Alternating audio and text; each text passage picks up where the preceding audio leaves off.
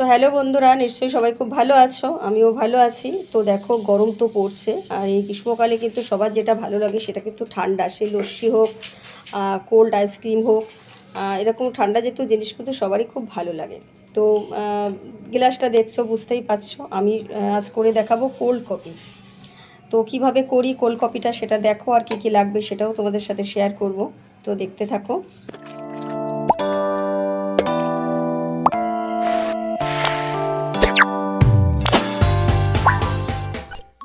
তো বন্ধুরা, আমি এখানে 1 গ্লাস কোল্ড কফি করব, তার জন্য আমি 2 থেকে 3 চামচ চিনি দেব। আর মিষ্টিটা তোমরা তোমাদের স্বাদ অনুযায়ী দেবে।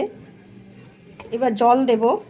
জলটা কিন্তু গরম জল না দিলে কিন্তু চিনিটা গলবে না। তো সেই জন্য আমি একটু গরম করে নিয়েছি জলটা। আর এবারে কিন্তু আমি চিনিটা যাতে গলে যায়, দেখো চিনিটাকে আমি এইভাবে মিশিয়ে নেব।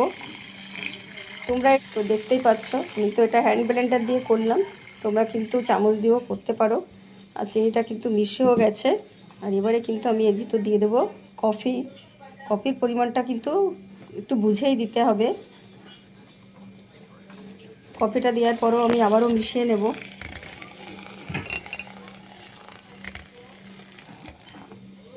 দেখো, সুন্দর একটা কালারও এসছে কফি দেওয়ার পরে। তো দেখতেই পাচ্ছ, আমি কিন্তু হ্যান্ড ব্লেন্ডার দিয়ে পুরো মিশিয়ে নিচ্ছি। 1 থেকে 1.5 চামচ মোটামুটি আমি দিয়েছি কফি। এটাও কিন্তু একটু বুঝে দিতে হবে। এবার এর থেকে কিছুটা আমি অন্য পাত্রে ঢেলে রাখবো। দেখো, আমি কিছুটা ঢেলেও নিয়েছি। তো এবার আমি এর ভিতর দুধ দিয়ে দেব। আর দুধটা কিন্তু আমি আগে থেকেই একটু জ্বালিয়ে গাঢ় করে ঠান্ডা করতে দিয়েছিলাম ফ্রিজে। তো সেই ঠান্ডা দুধটাই আমি এখন দিয়ে দেব। এবারে আমি যে কফিটা রেখেছিলাম বাটিতে, সেটা কিন্তু দিয়ে দেব। তো দেখো, আমি কিন্তু কফি, চিনি, দুধ সব কিছু দিয়ে মিশিয়ে নিয়েছি। আর এবারে কিন্তু আমি দিয়ে দেবো বরফ।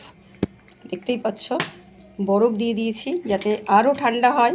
কোল্ড কফি ঠান্ডা ঠান্ডা না হলে কিন্তু ভালো লাগবে না।